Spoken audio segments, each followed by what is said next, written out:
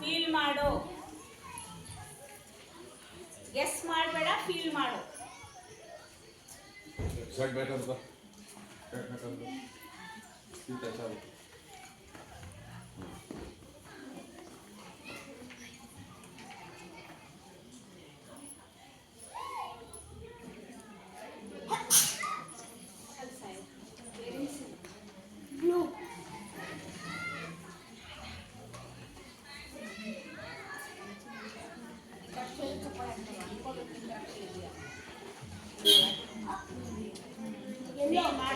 ನೀನ್ ಮಾಡು, ಫೀಲ್ ಮಾಡು. ಯಾರ್ಯಾರು ಮಾಡ್ಬೇಕಂತೀರಾ? ಒಂದು 2 ಮಿನಿಟ್ಸ್ ಮೇಡಿಟೇಷನ್ ಅಲ್ಲೇ.